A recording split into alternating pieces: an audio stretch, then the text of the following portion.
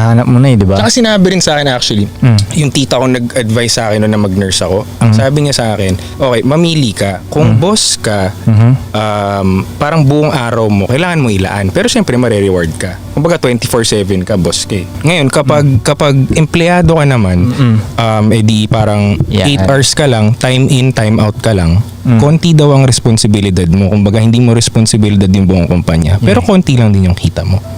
So, pipili ka kung saan ka mas masaya. Sa bagay. Tama. Anong pinili mo, tol? Hindi yung hindi. Yung ano siya. Mas masaya ako dito. Na-try ko yung lifestyle ng, OFW, pero mas masaya ako sa dito. Mas mahirap talaga siya. Pero ang akala ng karamihan, pag magbi-business ka, ganyan, mas sitting pretty ka eh. Yun ang iniisip ng iba di ba? Ako yun rin. Hindi, sa totoo lang yung una kong pumasok ng ganyan, tol, akala ko mas sitting pretty. Yun ang, yung simula talaga ako, yung legit talaga na negosyo na, yung legit na, yung sa sunglasses, sa shades. Oo. Yun ang akala ko eh, na oh shit, mas makakapag-dagat na ako na ito ngayon. Puro empleyado na yan. Tapos yun, bilang nung sumalang na dun, ako pala kailangan magbantay dahil di ko pa afford mag-empleyado eh. Tama. Diba? So, para sa hindi mga nakakaalam, yung sinasabi ni Koy na negosyo, shades to sa LA. Peking mga shades yun. Mga peking shades. Magkano yung kayo, magkano yun? Take $5, $10. Meron siyang pwesto sa isang mall. Tama. Dalawang mall. So may pwesto si Koy sa dalawang mall sa LA. Yung maliliit lang na kiosk lang ba? Tama. Ganun Tapos, yung isa binabantayan mo. LA yung isa sa Long Beach, yung isa sa... Shit, ano ba yung pangalan ng city na yun? Basta mga alin ang binabantayan mo dun? Mas binabantayan ko yung hindi sa Long Beach. Kasi dun sa Long Beach, tol, mas napapaaway ako dun eh. Sino ang bantay mo dun? Sa Long Beach? Meron ako, tol, meron ako. Hindi ko na yung kung sino ang bantay. Naghanap ako, may empleyado akong puti dun eh. Oo, ganun. Ang sarap nga sa feeling nun eh. Puti talaga. Diba? Magkano yung empleyado. Diba? Ang sa movies lang eh. Sarap sa feeling nun eh. Okay. Pero iniisip ng mga tao, ako empleyado niya kasi mukha siyang boss kaysa sa akin eh. Tapos pag darating pa ako, kunyari siya na nagbabantay, papalitan ko yung shift niya bale, di ba? Okay. Siya nagbabantay, ang daming customer ganyan. Ayan na, parating na ako. Bilang gaganon pa yun siya, oh, here comes my employee. Bilang gaganon, pagtitripan niya pa ako ganon. Tanginan to, magtitripan mo pa ako ng ganyan. So yun, may Mexicana rin ako doon, pero matanda na. Tsaka may Pinay din ako doon na hindi ko Pinay siya.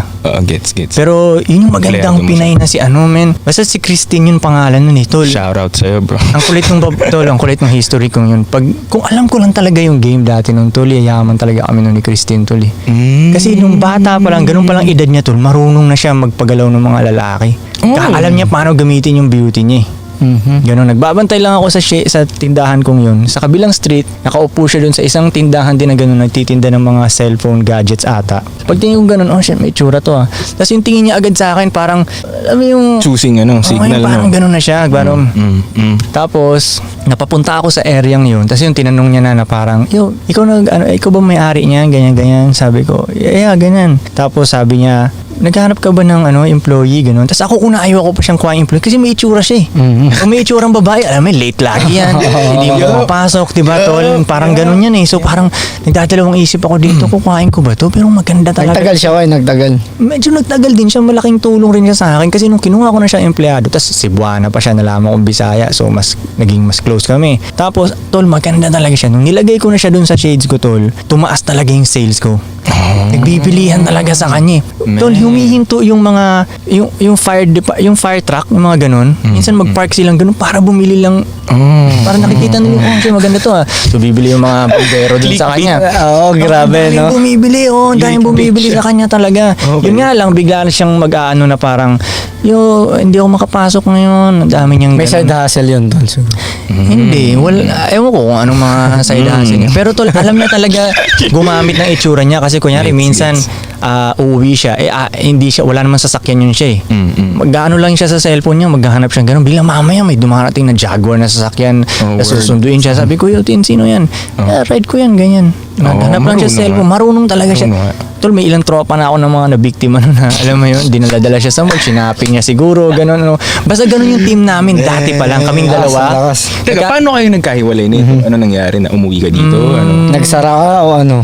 Hindi na ako nagbabantay dun sa Long Beach, gano'n. Tapos siguro siya, may iba na rin siyang ginagawa. Pero ang maganda dun sa babaeng yun, since dati pa lang, parang nagkakaintindihan kami na gusto namin makarating sa top. Parang gano'n siya mag-isip eh.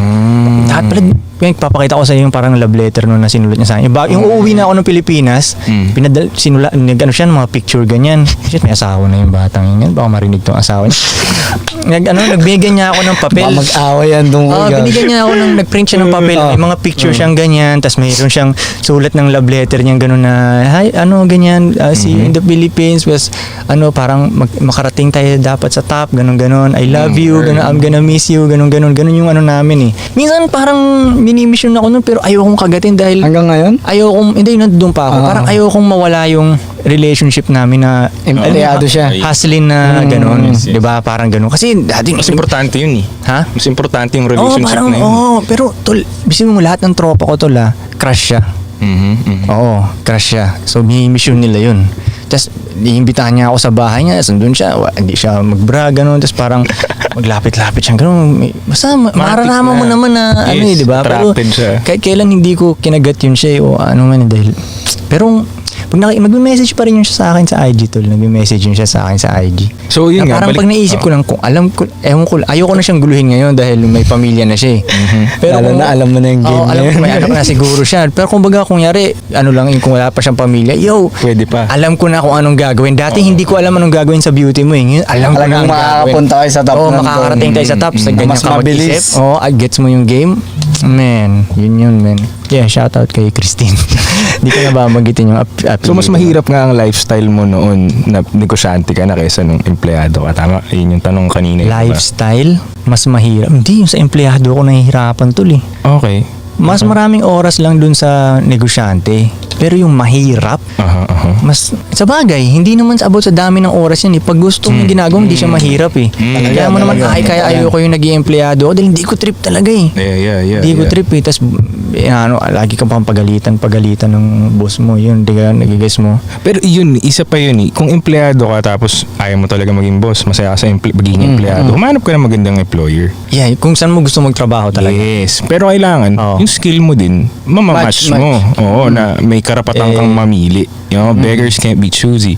Parang yung kadalasan nakikita ko man nagtatrabaho sa mga veterinary, alam ko gusto nila talaga dun eh. Nakikita ko sa kanilang masaya sila eh. Minsan nga, Yes. medyo semi-inggit ako sa kanila pag dinadala ko si Dolce sa vet. Kasi parang, kung ganyan sabi ko dun sa kausap natin Tama. kanina Oo nga ate, eh. di ba, Oo nasa nga. veterinary. Hindi ako rapper. Hindi ako rapper. Doon ako sa vet talaga magtatrabaho eh, di ba? Libre pa sabi mo eh. Oo, kahit kaya kong gawin ng libre yun eh. Ganun, yun talaga. O kaya yung teacher ka ng mga kindergarten, yung maliliit, o kaya, yung ganun, kaya ko talaga yun. Lalaro ka lang buong araw eh. Di ba kasi maglalaro ka lang buong, kahit maliit yung sweldo. Tapos uwi ako, smoke lang ako doon pag uwi, di ba? Laro ka ng Need for Speed mo, bukas ganun, puro bata. Laro-laro lang, di ba? Yun, kaya ko yun, mga ganun. Ikaw, anong kaya mo gawing trabaho pag hindi negosyo? Kung libre, siguro. Hindi, kahit sabihin mo may sweldo ka. Kuya rin, wala. Design talaga ang gusto ko. Design? Di parang, Pag designer talaga. so parang empleyado ko pero designer, parang ganun. Oo, Yung parang mamamasukan napapasukin ako. mo. Oo, designer. Yung mga damit. Yes. Mga ganun. Creative, basta creative space. Okay. Kasi din yung tipong nauubos yung araw ko nang hindi ko napapansin eh. Hindi ako makain, hindi ako natutulog pag sinimulan ko yung creative. So tipong mag-design talaga. Mag-design, yan. Basically mag-design, mag-shoot. Mag-shoot. Pwede rin. Like photographer sa mga wedding, ganun. Hindi events. Hindi siguro Parang, events. ha? Hindi siguro events. Yung related pa rin sa art. Related sa art. Related pa rin sa art. Ikaw, anong kaya mong gawing trabaho? Photo pa rin ko eh. Ha? Ito photography. Photography pa rin. So, photographer. May iligaw ako talaga manguha ng mga ano eh. Shot by Lucky ka nga. Mga mukha. Money shot. Oo nga. May bitaw ka nga sa ganun. Okay. Ikaw dong, ano ang trabaho mo na Kaya ko lahat kahit anong pagawa. kahit anong trabaho? Lapit ka dito pa rin sa sabihin mo yung sagot mo. Kaya ko lahat kahit ano ipagawa sa akin. Hindi, yung ibig ko sabihin yung gusto mong gawin. Gusto ko. Yung kaya mo na gusto mo. Gusto talaga maging piloto. Ay, oo nga. piloto Oo, to? sabi nito. Talaga? Oo, gusto niya. Daily flight ka pala eh. No. Oo. Pilot Talaga? talaga. Gusto mo mag-drive ng eroplano? Totoo. Feeling ko kaya rin ni Pudong eh. Eh gusto niya eh. Walang Kaya traffic yan. sa ere. Meron ba? Kuy 2 million lang tuition, pasok mo na to. Mawalan ako. Scholarship. Ay, hindi. Pag meron ng pag jet life na to Pag si, jet. si Lucky. Pero may kita isang jet Sabi ko tol. rin yun eh. Pag may aeroplano tayo, ako pa rin mag- Oo, ikaw. Okay yun. Okay. Pero may kita isang jet ko eh. Hindi ko alam, magtitiwala ako dun. Wala yan. Sa kotse pa nga lang, sumasayad yung gulong sa mga gutter. Aeroplano lagi. pa, Ano no? lang sasaya.